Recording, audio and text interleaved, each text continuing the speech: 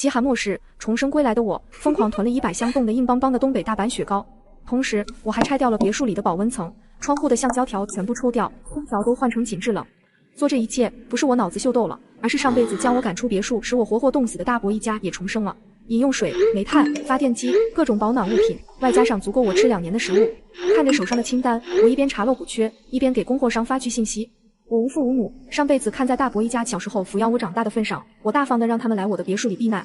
可这场雪灾来得太过突然，别墅里食物紧缺，他们为了抢夺更多的食物，竟将我养了7年的狗给砍了吃肉，还把我赶出了我花钱购买的别墅，让我在零下30摄氏度的野地里活活冻死。重活一世，我可不能再让这种事情发生。我要拖同物资，然后加固我的大别墅。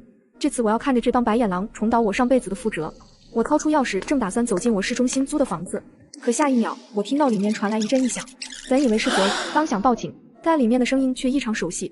这声音就算化成灰，我也认识，正是上辈子害死我的大伯一家。他们有我家的钥匙，总是3番2次来借住，比自己家还熟悉。之前我碍于他们对我有养育之恩，不好说什么，但现在我对他们只剩下仇恨。刚想进门，却听到令我久久不能平复的对话。心儿这个死丫头，超市的刘老板告诉我，他足足订了200箱方便面，还听说他联系了装修公司，订购了一堆保温材料，他一定也重生了，不然这么多的方便面吃到哪年去？说话的是大伯母，他这话令我全身发寒，忙趴在门口仔细听着。没想到他们也重生了，这该如何是好？这辈子他一定是想自己一个人躲起来，看着我们被活活冻死，真是个畜生，白养他这么大了。笑话，也不知道上辈子是哪几个畜生把我扔到冰天雪地里冻死的。要不这样，我们将计就计，他肯定会囤不少物资，他的大别墅也会装修加固，等他做完这一切，我们就和上辈子那样把他赶出去。心逐渐冷了下来，上辈子害死我一次，这辈子居然还想再来一次。我想进去戳穿他们，但这样的结果只会是鱼死网破。他们知道了真相，自然会做第2手准备。到时候我不能报仇先不说，反而会让他们起了歹意，再来搞我一次，必须得再想想办法。这样想着，我装作若无其事地打开了房门。大伯一家瞬间噤了声，但对于自己贸然打扰完全没有任何歉意。怎么这么晚才回来？我们都饿了。大伯母不满地说道，仿佛把我当成了保姆。等会儿带你们出去吃饭。对了，大伯，有件事想和你商量一下，能不能借我50万？一听我这话，大伯母瞬间就炸了。你这个死丫头，你都有钱买大别墅了，怎么还好意思舔着脸管我们借钱？果然要从他手里拿钱，比拔铁公鸡的毛还要难。哎呀，我是全款买下这个别墅的，现在已经没钱了，我想给这个别墅好好装修一下。我说的含糊其辞，更加让大伯一家认定了我重生的事实。你自己想办法，我们可没1分钱。大伯母两手一摊，摆明想白嫖。那我也只能学着他的模样，两手一摊，无奈地说道：行吧，既然你们没钱，那我就先暂时不装了，等明年我有闲钱了再说吧。一听我不装了，大伯一家反倒是急了。毕竟我这别墅虽然气派，但是我买来避暑的，在防寒方面比较一般，上辈子哪怕开足了热空调，在室内也仍然冻得瑟瑟发抖。别不装了，大伯支持你，这钱给你转过去了。大伯掏出手机要转钱，把一旁的大伯母急得够呛。两人眉来眼去一回，终于是大伯母败下阵来。很快我就收到了转账信息，有了这笔钱，我又可以再多备一些物资了。虽然可以通过贷款借到上百万，但上辈子我和大伯一家估计都没活多久，谁知道这末世会持续多久？到时候再让我还钱可就不好了。谢谢大伯，我最近也想通了，堂哥不是一直想要我那套别墅吗？等过些日子我把别墅送给堂哥当婚房，反正我不打算结婚，留着也没用。我这话刚好戳在大伯一家的心窝子上，估计他们跟我想的一样，谁知道这末世会持续多久？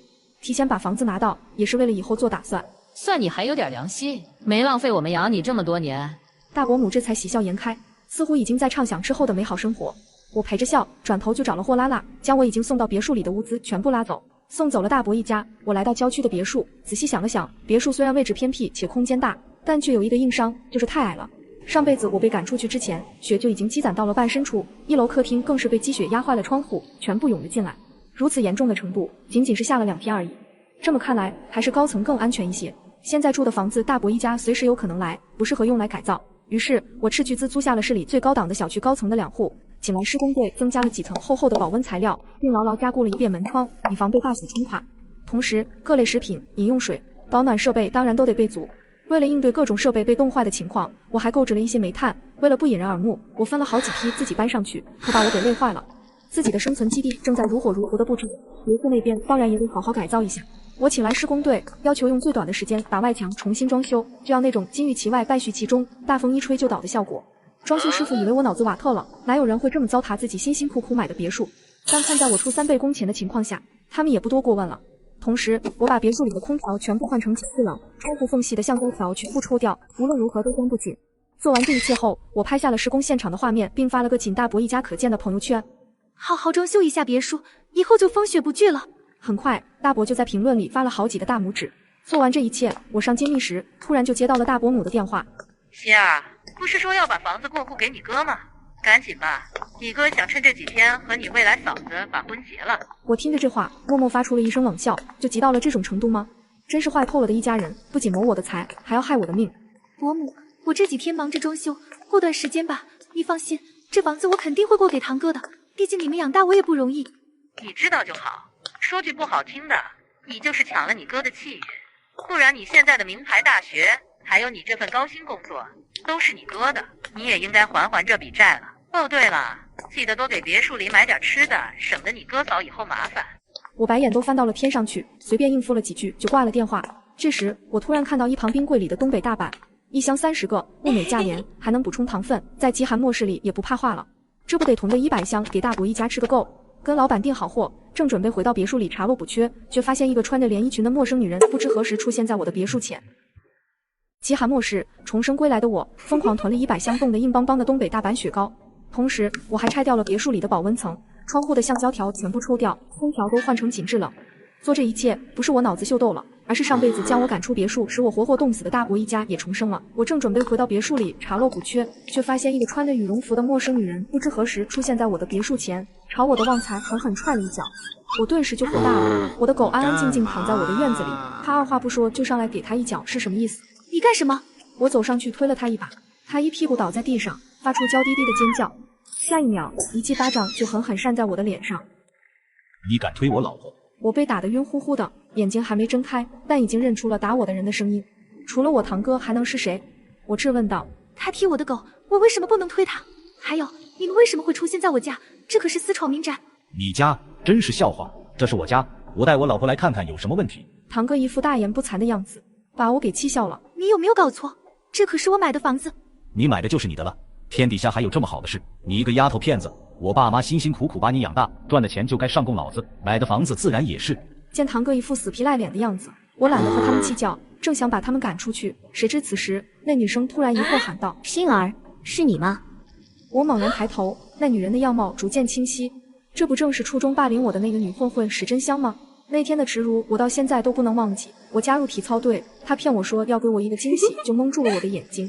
然后他把我带到众目睽睽之下的礼堂，当着众人的面扒掉了我的裤子，嘲笑声和快门声仿佛还萦绕在我耳边。这么多年来，每当我想起这件事时，我的身体就会止不住的颤抖。至于其他大大小小的事件，更是数不胜数，已经成为了我初中不可磨灭的心理阴影。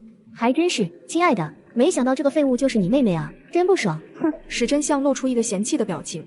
我看着一旁的堂哥，声音都在发抖。我记得我跟你说过，这个人曾经霸凌过我。可史真香还没说话，堂哥就满不在乎地说道：霸凌你怎么了？怎么就霸凌你不霸凌别人？还不是因为你欠揍，你就是活该。下一秒，堂哥立马变了一副面孔，抱着史真香好言哄道：宝贝，不跟这个计较，就是这只狗吓到了你，对不对？老公把它炖了，给你补补身子。说完，堂哥就一脚踹上了旺财的脑袋。上辈子旺财的惨状再次出现在我的脑海里，但这次我不会再让他们欺负我一点了。旺财，要他们！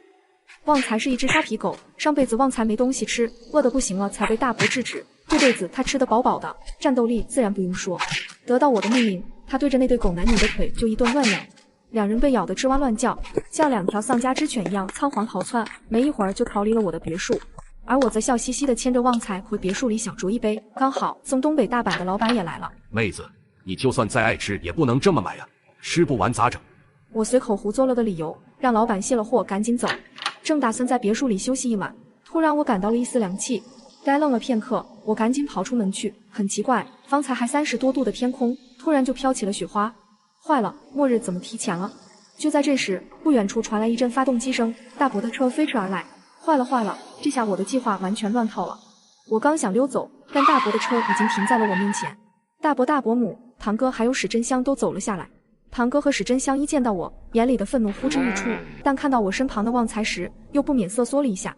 大伯母更是直言不讳，上来就指着我的鼻子骂道：“好啊，你个居然敢放狗咬我儿子和儿媳！早就看你这破狗不顺眼了。刚好天凉了，把它炖了给我们做狗肉火锅暖暖身子。”我冷声道：“狗是火锅吃吗？我的狗有很多。”嘿，你这个……伯母刚想上来教训我，就被大伯拦住。只见大伯挤出一个和善的微笑，问道：“天儿，房子里囤了多少物资啊？”我装出警惕的样子看向他们：“你问这个干嘛？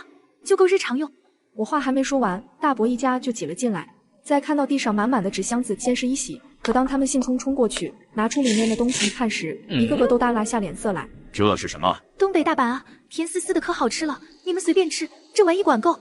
大伯的脸色逐渐慌乱，先后打开了10几个箱子，在看到里面全部都是东北大板时，终于绷不住了。你个死丫头，都要末世了，你囤这些冰棍干什么？你是不是疯了？爹，大伯你先别急，虽然这都是冰棍，但它除了吃，还有大用处啊。什么用处？大伯凑上前来，把这东北大板都看出花来了，都没看出有啥用处。那就是可以当武器。说完，我直接把那东北大板扔到大伯眼睛上，瞬间大伯疼得直叫唤，其他人纷纷上前去查看大伯的伤势，而我则借此机会一把抱起旺财，快速冲出别墅，坐上大伯的车，直接就一踩油门。你给老子回来，老子要你不得好死！身后传来大伯一家愤怒的骂声，他们想追上我，只是雪越下越大，狂风大作，将他们吹得连连败退。终于他们忍受不了，赶紧逃回了屋子里。趁着现在雪还不大，我加足马力开回了我的高档小区。回到了被我改造后温暖干燥的家，我躺在沙发上，身心彻底放松下来。外面暴风雪如同死神一般席卷整片大地，不少心里都车辆甚至行人，一时间车鸣声、哀嚎声、空战声从高处往下望去，看起来不像个人间炼狱。就在此时，我接到了堂哥的电话。你敢打我吗？老子要了你！接起电话就是劈头盖脸一顿骂，差点没把我耳膜给喊破。我掏了掏耳朵，刚想接话，电话又被大伯给抢走。杏儿，你跟大伯说实话，你就只囤了这些东北大板吗？大伯语气里满是期望，在做最后的挣扎。当然不止了，你去地下室看看。听了我这话，大伯瞬间开心到巨人，但没一会他就对着电话破口大骂。杏儿，这不还是一堆东北大板吗？这不一样，客厅里那些是原味，地下室里的是草莓味，吃腻了就换换口味，别亏待自己。说完我挂断了电话，笑嘻嘻的给旺财盛了满满一碗狗粮，我给自己煮了一锅热气腾腾的火锅。我突然想到了上辈子在那令人绝望的冰天雪地里，我被冻死前感到的温暖，眼泪直接流了下来。活着真好，不用挨饿更好。突然我想到了别墅里还装着监控，打开一看，就看见大伯急得在客厅里来回踱步，大伯母一遍又一遍拨打着我的电话，嘴里一遍骂着小之类的脏字。一旁的史真香直接就急哭了，对着堂哥就是一顿打。你不是说这里有很多吃的东西吗？怎么全都是雪糕？早知道我就不跟你来了。呜呜呜！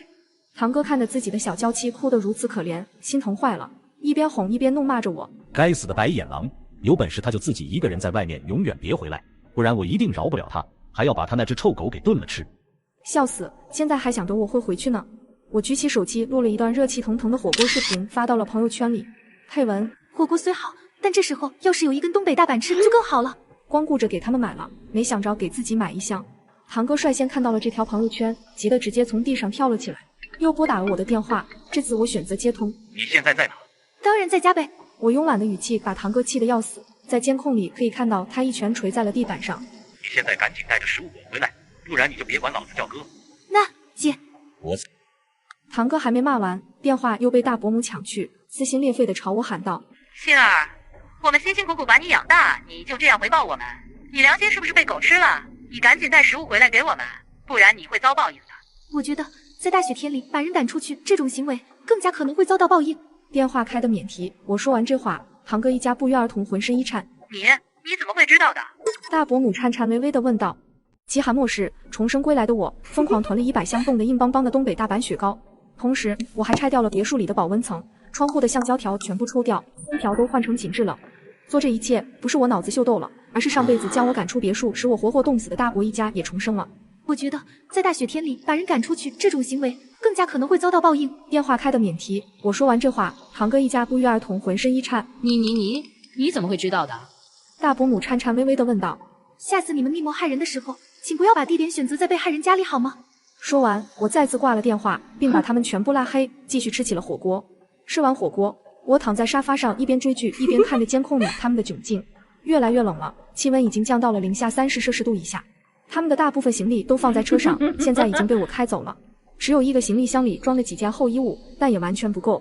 这时，史真香哆哆嗦嗦地拿起空调遥控器，想要开热风，可他不论怎么按，都只有冷风吹出来，更是把他冻得够呛。这破空调制热怎么没用啊？他大叫道。大伯走过去仔细一看，突然就气得直跺脚。这空调根本就没有制热功能。什么？其他几人瞪着眼睛大喊，跑上跑下，跑遍了所有屋子，都没有找到一台可以制热的空调。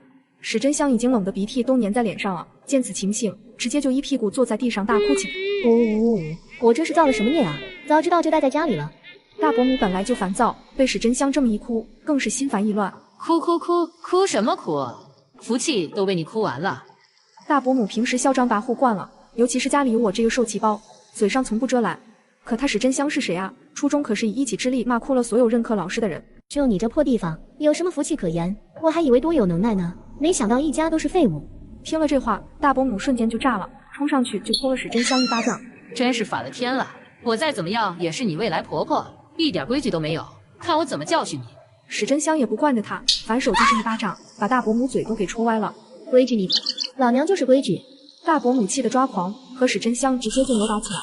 堂哥和大伯赶紧上来劝架，看着自己老婆被刮花了脸，堂哥心疼的不行，甚至都不管他亲妈那肿成猪头的脸，不分青红皂白的就质问道：妈，你能不能不要为老不尊，欺负史真香一个小女孩干什么？我是你亲妈，你不帮着我，居然帮一个外人，真是白养你了，我作孽啊！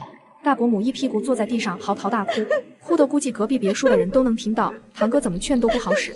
就在这时，一旁一言不发的大伯突然就给了大伯母一脚，怒吼道：别哭了，真烦，不如想想我们该怎么熬过去吧。咦！大伯母不可置信地看着大伯，眼泪啪嗒啪嗒地往下掉，下一秒直接爆发，在地上撒泼打滚，双脚画着圈转悠着踹所有人。我不活了，你们一个两个都是畜生，我怎么就这么命苦啊？见此情形，大伯也只能无奈地叹了口气，和堂哥一人拿了一根东北大板吃了一口，牙都要给老子冻掉了。再见到薰儿那个，我一定要把东北大板塞满他的嘴巴。看着这一家子如此惨状，我笑得合不拢嘴，掏出一袋冷冻炸鸡，用空气炸锅加热，挤上香甜的美乃滋酱，再次发到朋友圈里。看着大伯一家在我的评论区和私信里上蹿下跳的样子，我的睡眠质量都比之前好多了。第二天起床，给自己热了2个肉包，煮了1碗粥后，我照例打开了监控。别墅里所有的床都没有被子和枕套，他们只能互相蜷缩着在一张床上睡。就这样，几人靠着硬邦邦的东北大板，就这么硬生生撑了3天，人都饿得发昏了。这样下去不是办法，我们得出去找找食物。可是我看了地图，这里最近的超市都要2公里，我们怕是走不过去，要不我们还是等等救援。堂哥忧心忡忡地回复。这别墅区十分偏僻，价格低的同时各项设施也不够齐全。2公里在平时开车也就5分钟的距离，可现在他们没有车，外面的积雪又令他们寸步难行，怕是还没走到超市，他们就冻死了。这鸟地方这么偏，怕是都找不到我们。出去总有希望，待在这里就是死路一条。你难道想吃那些东北大板吃到死吗？大伯越说越气，一拳砸在床铺，像砸中了我的脸。良久，堂哥才重重地叹了一口气。好吧，我们出去找食物。史真香，你留在家里吧。堂哥话还没说完，大伯母就来气了。凭什么？她待在这里不劳而获？妈，史真香是个弱女子，你怎么忍心让她出去冒险？这话更激怒了大伯母，她又开始发疯。她是弱女子，我就不是弱女子了。我快60岁了，你就忍心让我出去冒险？养你这么大有什么用？行，你们2个都待在这里行了吧？堂哥被弄烦了，只得妥协，衣服裹得紧紧的，又把窗帘扯了下来盖在身上，就和大伯一起打开门。可门一开，厚厚的积雪就涌不进来，把2人直接推倒在地。触碰到积雪的2人瞬间瑟缩了回来，仿佛多触碰1秒就会被冻僵。他们连院子都没有走出去，就连滚带爬的爬回了屋子里。见2人出去没有2分钟就无功而返，史真香眼里的嫌弃和怨恨更甚，对着2人就喃喃自语道：真没用，这么快就受不了了，还是不是个男人。现在纵使是恋爱脑晚期的堂哥，脸上也有些挂不住了。再说风凉话，老娘就撕烂你的嘴！这么有本事，你怎么不去？大伯母不满地回呛道。虽然他儿子不站在他这一边，但他却是要时时刻刻维护他儿子的。那就都饿着吧。哦，对了，东北大板可以管够呢。史真香气哄哄地走过去，拿了一个东北大板就往大伯母脸上扔，疼得大伯母直叫唤。大伯母哪能受这气，当即就回敬了一个东北大板，两人就这样抓着东北大板互扔，一时间好不热闹。就在此时，监控里传来一阵飞机螺旋桨的声音。极寒末世，重生归来的我疯狂囤了100箱冻得硬邦邦的东北大板雪糕，同时我还拆掉了别墅里的保温层，窗户的橡胶条全部抽掉，空调都换成紧致冷。做这一切不是我脑子秀逗了，而是上辈子将我赶出别墅，使我活活冻死的大伯一家也重生了。就在此时，监控里传来一阵飞机螺旋桨的声音，紧接着是一道广播：各位居民，现在将空投物资，请各位按需索取，文明礼让，不要抢夺。什么？还有空投？上辈子可没这茬。一听到有空投，屋子里的4人都乐开了花，争先恐后的跑了出去。这可不行啊，万一让他们熬过去了怎么办？很快4人回来了，而他们拿回来的物资只有少得可怜的1包压缩饼干、几包方便面，看样子他们没怎么抢过别人啊，这样我可就放心了。有总比没有好。几人将方便面全部拆开碾碎，狼吞虎咽的吃了起来，没一会儿就吃完了。几人都有些意犹未尽，看着那袋压缩饼干蠢蠢欲动，但大伯直接就把压缩饼干给收了起来。下一轮空投不知道什么时候，我们必须省着点吃，这包饼干先放在我这里保管。几人虽然面色不悦，但也没有说什么。但大伯这人我清楚得很，表面上看着公正不阿，其实背地里竟干些偷鸡狗的事。果不其然，在当天晚上所有人都睡了时，大伯偷偷摸地下床，掏出一块压缩饼干吃了起来。这出好戏怎么能让他的好家人错过呢？我直接按下了监控自带的报警，就1秒钟的时间，足够让本来就睡得浅的几人惊醒。在大伯都没反应过来时，3双眼睛都死死地盯着他。喂，你怎么能偷偷吃独食？这里这么多人都饿着呢。堂哥气得直接将压缩饼干夺了过来。大伯虽然被抓包，但还是嘴硬道：我吃几口怎么了？老子是你爸，是一家之主，老子想吃多少就吃多少，你还教训起你老子来了。说完，大伯举起手就想扇堂哥一巴掌，可他却不曾料到，堂哥直接一脚踹在了大伯腹部。堂哥人高马大，大伯已经快60岁了，这一脚下去，大伯直接飞了出去，倒在地上不省人事。大伯母都惊呆了，一把鼻涕一把泪的捶着堂哥的肩膀骂道：那是你爸，你怎么敢打你爸的？堂哥脸上也有些愧疚神色，但一旁的史真香却突然握住了堂哥的手，踮起脚尖在堂哥耳边小声说了什么。下一秒，堂哥的脸色变得有些许挣扎，最终他似乎下定了决心，走过去一把抱起了大伯就往门口走。这时大伯也醒了过来，见此情形立马惊慌大喊：你干什么？我是你爸，你放开我！对不住了，你吃的又多，年纪又大了，现在就是纯浪费资源，你就当为你儿子做最后的贡献了，以后我再给你磕头谢罪。说完，史真香走过去打开门，堂哥则要将大伯扔出去。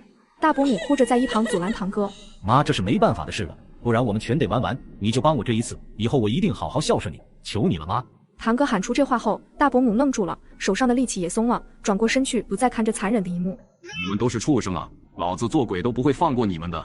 大伯就这样尖叫着被扔出了雪地，关上了门，正如同上辈子我被扔出去那般。门外传来大伯的敲门声和哀嚎，但这声音很快就减弱，到最后消失在呼啸的风雪之中。大伯母哭得撕心裂肺：老李啊，我对不住你啊。堂哥走过去抱住了大伯母的后背，轻声说道：妈，你放心，我会好好孝顺你的。大伯母怔愣的点了点头，可下一秒，堂哥一把就将大伯母抱了起来，扔出了门外。我吓得手机都掉在地上了，怎么也没想到堂哥居然会做到这个份上，连自己的亲爹亲妈都如此残忍。门外又传来大伯母的哭嚎，在渐渐的减弱，直至消失。地狱空荡荡，恶魔在人间。我心里颇为不适，便开始减少看监控的次数。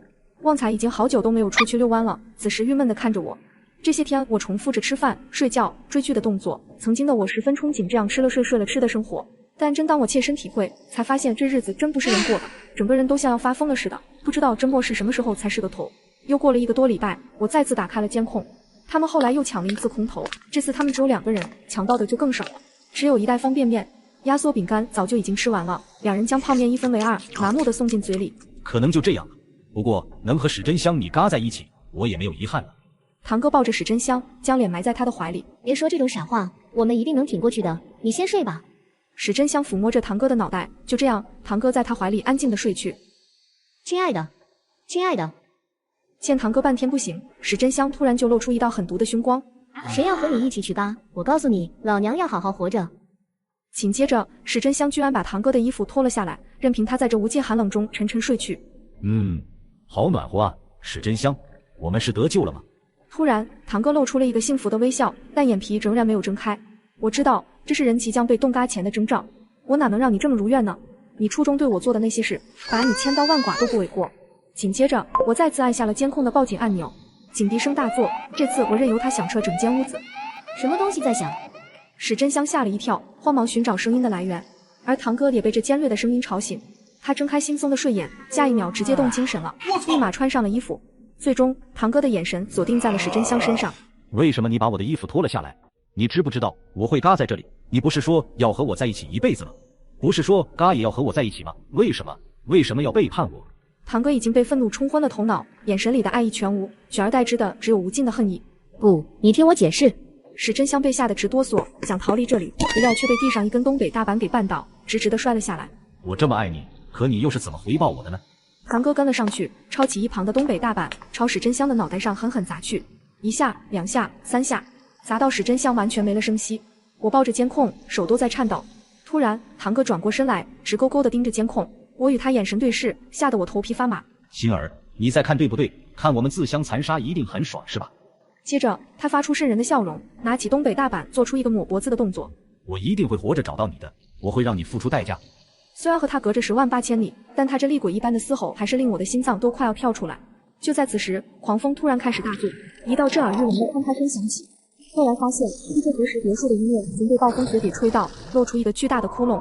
几乎是一瞬间，暴风雪就填满了整个客厅地板，连锁反应一般，整座墙都争相倒塌。堂哥躲闪不及，被一大块墙壁给重重压在地上。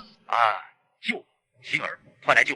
监控里传来堂哥痛苦的嘶吼声，可我却来不及看到更多，因为监控在此刻彻底停止了工作，大仇得报，却感觉如此的空虚。就在这时，耳边突然传来了螺旋桨的声音，下一秒，一道广播声传遍四方，令我喜极而泣。各位居民们，救援队已经赶到，现在我们将清扫街道上的积雪，请各位先在自己家中避难，待一切安排妥善后，我们会将各位接至安全区。我打开窗户，看着天空那远去的直升机，眼含热泪。